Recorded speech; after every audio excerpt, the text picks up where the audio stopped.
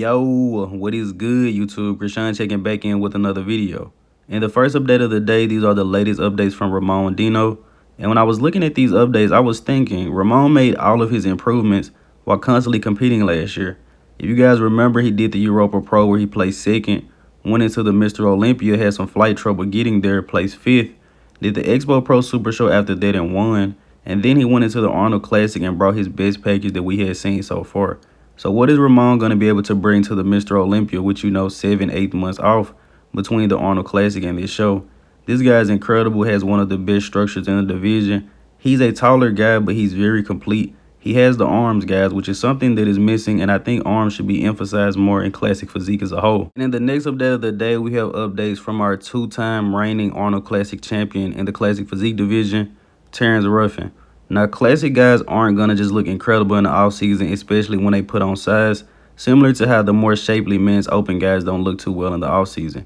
But as you guys can see from behind, Terrence already has the glutes strided, so I'm pretty sure he holds most of his fat in his back area. So what are you guys' thoughts on Terrence Ruffin going into this year's Mr. Olympia? Is Terrence potentially able to get beat by Ramon or Urs? Do you guys think it will be a two-man show against Terrence Ruffin and Chris Bumstead? Either way, Ramon is on the way up, guys. He looks crazy good right now. Now, the next update of the day, Logan Franklin did put this up on his story the other day.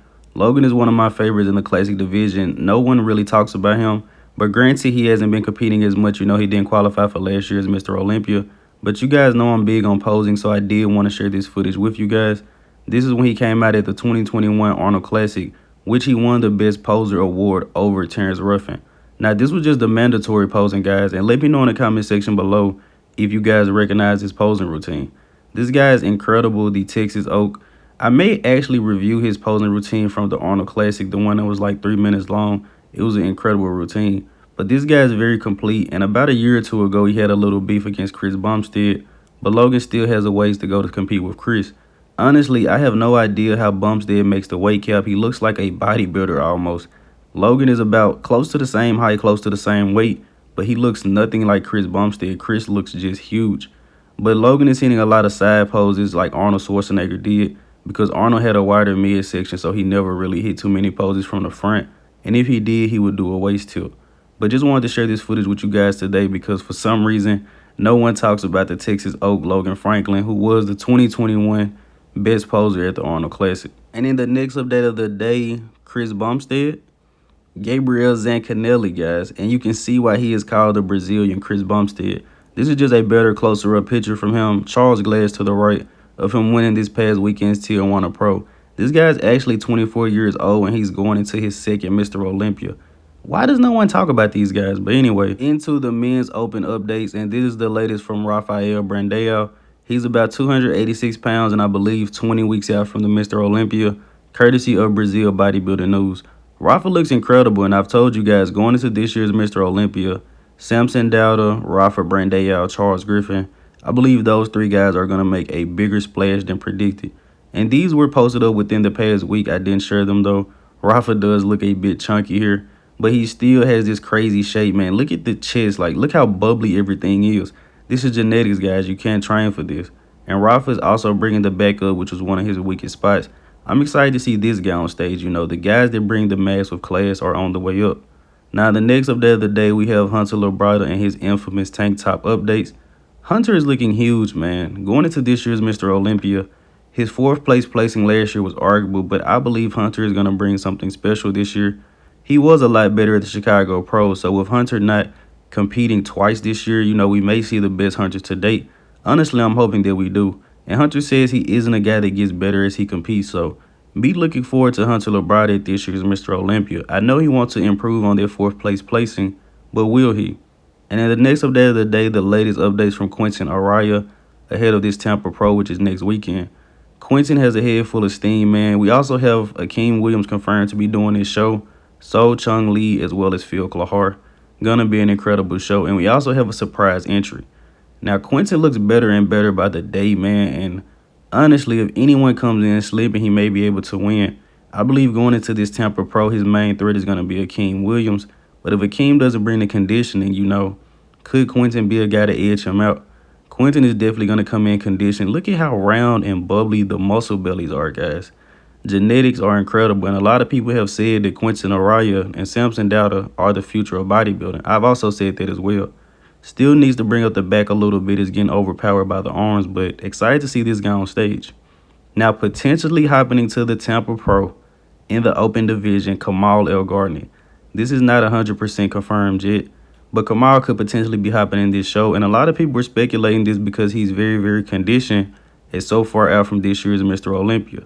Now, I'm guessing he's probably going to be above 212, but Kamal can shake some things up, man. A lot of these 212 guys can win the open shows. Now, I almost left this out, but Antoine Vaillant had started his prep for the 2022 Mr. Olympia, and after taking second to Ian Valliere in Vancouver and winning the Chicago Pro, he's pretty much been the talk of bodybuilding for the past 2 weeks. Now, Antoine is going to have a very hard time placing high, not having the size, but as long as he brings the conditioning, he can definitely slip past some guys, if they come in off. And in the next update of the day, these are the latest updates from Charles Griffen. Now, if you guys haven't seen his podcast over on the Raw YouTube channel, I believe, go check it out.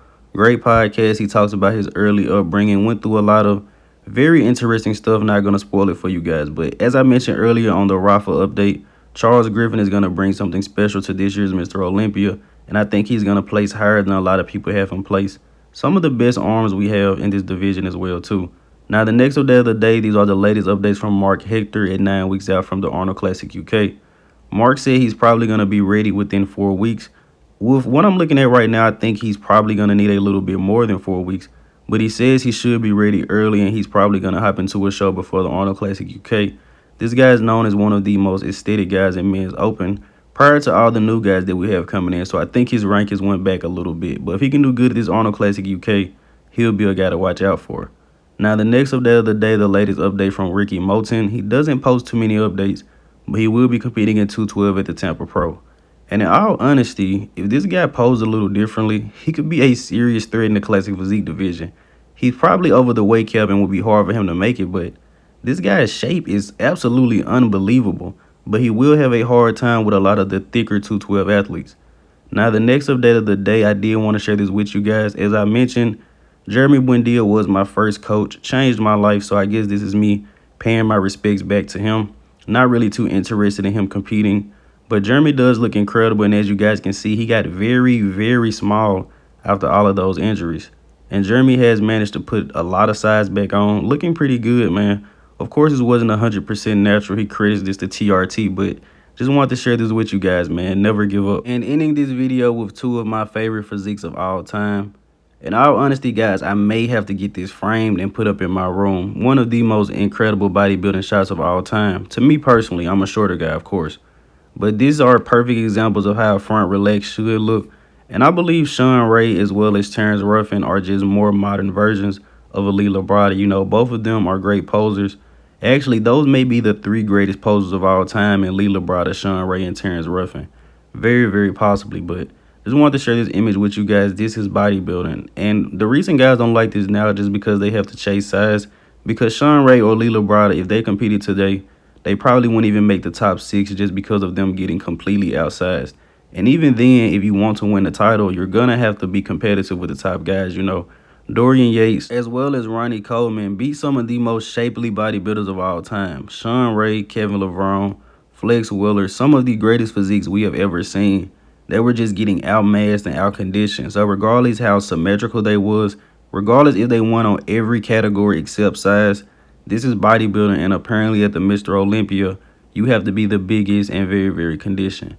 As always, I hope you guys did indeed enjoy this video. If you haven't done so already, be sure to like the video and subscribe to the channel. I'm Krishan from Go Fitness. That's it. I'm out.